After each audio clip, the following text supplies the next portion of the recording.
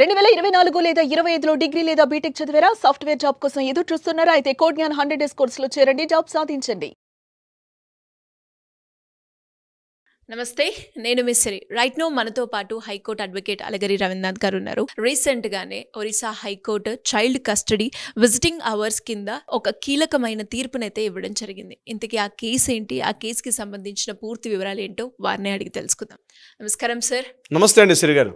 Sir, ఒక్కసారి divorce అయిపోయిన తర్వాత మెయిన్గా పిల్లలు తండ్రి దగ్గర ఉండాలా, తల్లి దగ్గర ఉండాలా, ఒకసారి విడిపోయిన తర్వాత మళ్ళీ తిరిగి తండ్రి చూడాలి అనుకునేటప్పుడు ఏ సందర్భాల్లో చూడాలి, ఎలా చూడాలి, ఎంత టైంని నేను నా పిల్లోడితో గడపాలి, ఇలాంటి రకరకాల డౌట్స్ అయితే వస్తూ ఉంటాయి.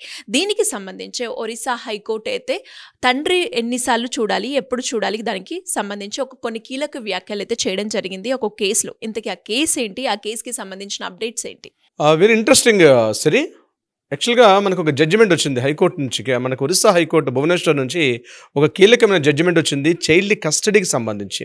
చాలా క్రూషియల్, చాలా ఇంపార్టెంట్ వ్యాఖ్యలు కూడా అక్కడ జస్టిస్ గారు కూడా మాట్లాడడం జరిగింది, ఆ బెంచ్లో ఉన్నటువంటి జస్టిస్ గారు కూడా. కారణం ఎందుకంటే చాలా కేసులు, ముఖ్యంగా ఈ చిన్నపిల్లల యొక్క కస్టడీ అంటే డివోర్స్లో ఉండేటప్పుడు సందర్భంలో కొన్నిసార్లు కోర్టు ఇంటరిమ్ పిటిషన్స్ పెట్టుకుంటాం.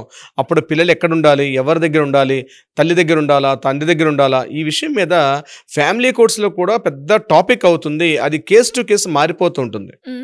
మనకి యాక్చువల్గా ఈ సెక్షన్ యాక్ట్, మన హిందూ మ్యారేజ్ యాక్ట్లో సెక్షన్ 25, 26 అనేది క్లియర్గా పిల్లల యొక్క కస్టడీ గురించి క్లియర్గా చెప్తూ ఉంటుంది.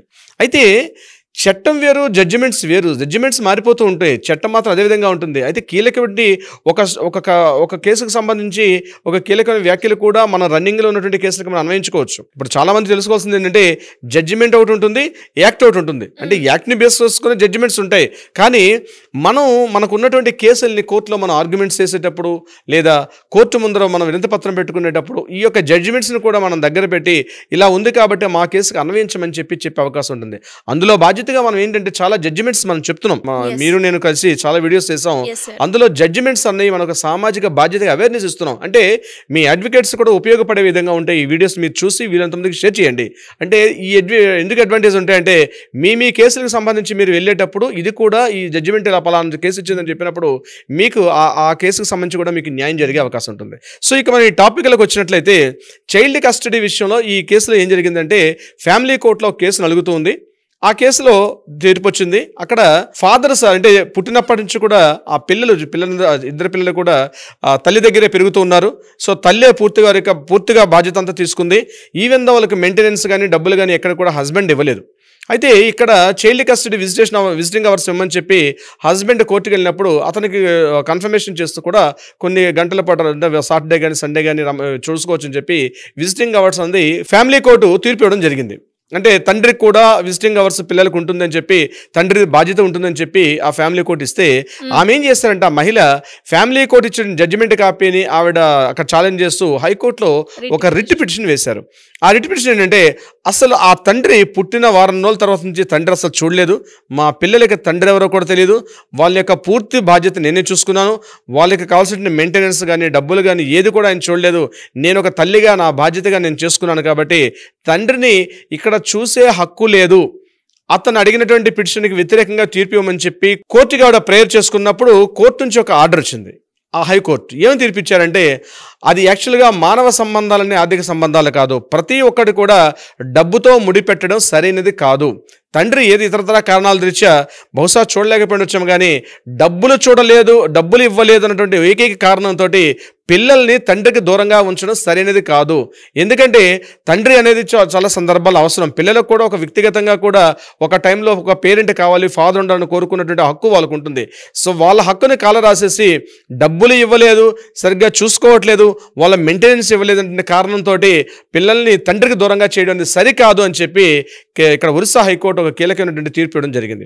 అంటే ఇక్కడ ఏమంటారంటే జనరల్గా సహజంగా ఈ 7 to 8 years అయిన తర్వాత పిల్లల్ని పిలిచి కోర్టులు అడుగుతారు. అంటే మీకు తల్లి దగ్గర ఉండాలనుకుంటున్నారా, తల్లి దగ్గర ఉండాలనుకుంటున్నారంటే పిల్లలు చెప్పినటువంటి వర్షను కూడా పరిగణలో తీసుకొని ఆ పిల్లల్ని తల్లి దగ్గర ఉండాలా లేక తండ్రి దగ్గర ఉండాలా అని చెప్పి కూడా కోర్టు జడ్జిమెంట్ ఇచ్చే అవకాశం ఉంటుంది.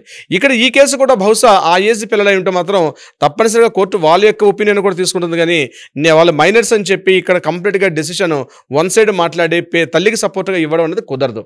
అంటే ఎలా ఉండాలి, తండ్రి కూడా ఒక సామాజికంగా ఆయన ఒక సొసైటీలో తండ్రిగా ఉన్నాడు, ఆయనకి హక్కు ఉంది, ఆయన చూడలేకపోయి ఉండొచ్చు. బట్ తన కొడుకు కానీ చెప్పి ప్రేమ లేదని చెప్పి అటువంటి బంధాలకు వ్యతిరేకంగా కోర్టుకు తీర్పు ఇవ్వడం సరికాదని చెప్పి సెక్షన్ 25-26ని ఇక్కడ హిందూ మ్యారేజ్ యాక్ట్లో ఉన్న వాటిని ఇక్కడ చూపిస్తూ అట్లాంటిది కుదరదు కాబట్టి ఆమె వేసిన పిటిషన్ని డిస్మిస్ చేస్తూ కోర్టు హస్బెండ్కి అనుకూలంగా విజిటింగ్ అవర్స్ కంపల్సరీ చూసుకోవచ్చు అని చెప్పి ఒక తీర్పు ఇవ్వడమే జరిగింది. అయితే ఇక్కడ ఒక పాయింట్ ఏంటంటే వాళ్ళు దీనికి సంబంధించి ఇంటర్మ్ ఒక పిటిషన్ కూడా మధ్యంతరంగా ఒకటి ఉంది ఆల్రెడీ ఫ్యామిలీ కోర్టులో. ఆ పిటిషన్ ఉన్నప్పుడు కూడా దాన్ని కూడా తీసుకొని అలా ఇవ్వడానికి కుదరదు, కంప్లీట్గా డిస్మిస్ చేస్తున్నాం అని చెప్పి కోర్టు ఈ లేడీ ఏదైతే కోరుకున్న ప్రేయర్కి ఉందో ఆ ప్రేయర్కి యాంటీగా ఆ తండ్రికి కూడా పవర్స్ ఇస్తూ కూడా మాట్లాడంటే పవర్స్ అంటే ఆ విజిటింగ్ అవర్స్ ఇస్తూ మాట్లాడడం కూడా జరిగింది. సో ఇక్కడ ఈ జడ్జిమెంట్లో మనకు తెలిసింది ఏంటంటే మిగిలిన ఇప్పుడు దీనికి సంబంధించిన కేసులు చైల్డ్ కస్టడీకి సంబంధించి అనేక కేసులు ఉంటే గుర్తుపెట్టుకోవాల్సింది అంటే ఆ మదర్ మా హస్బెండ్ని చూపించను, మా పిల్లలు నా దగ్గరే ఉండాలి, నేనే చూసుకుంటాను, ఆయనకి అసలు రైట్ లేదని చెప్పి ఎవరైనా మహిళా మనలు అట్లా ఉంటే ఆ ఆలోచన ఇప్పుడే విరమించుకోండి. ఎందుకంటే తండ్రిగా ఆ పిల్లలకి రేపు సొసైటీలో పెరుగుతున్నప్పుడు స్కూల్లో కావచ్చు ఇతరత్ర ఏమైనా దీనికి వెళ్ళేటప్పుడు పేరెంట్స్ మీటింగ్లు అవుతుంటే మిగిలిన పిల్లలకి అక్కడ ఫాదర్ కనిపిస్తుంటాడు. మీ వ్యక్తిగతం విడాకులు తీసుకోవడం మీ వ్యక్తిగతం, కానీ పిల్లలకి తండ్రిని దూరం చేసే హక్కు మీకు లేదు అని చెప్తూ ఒరిస్సా హైకోర్టు ఒక కీలకమైన తీర్పు ఈరోజు కేసులో కోర్టులో ఉన్నటువంటి అనేక కేసులకి ఇది ఒక దిశానిర్దేశం చేసే విధంగా ఉండే అవకాశం ఉంది. సిరి గారు, గ్రేట్ ఇన్ఫర్మేషన్ సార్. అండ్ చాలా మందికి కూడా ఒక మంచి క్లారిటీ అయితే వచ్చింది అని అనుకుంటున్నాను ఈ వీడియో ద్వారా.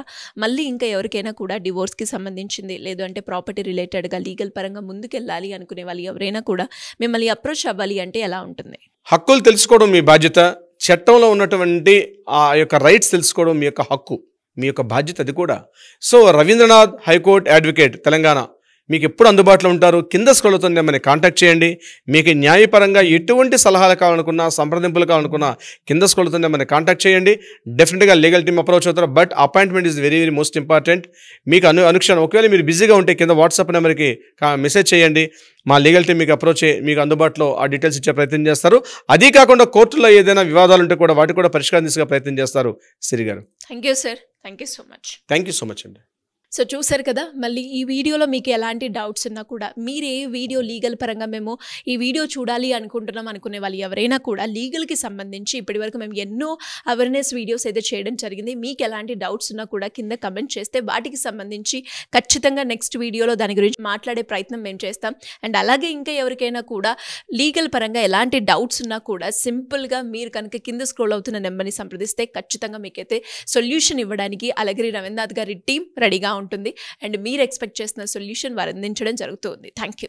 సుమన్ టీవీలో మీ పర్సనల్ అండ్ బిజినెస్ ప్రమోషన్స్ కోసం కింది నెంబర్కి కాంటాక్ట్ చేయండి.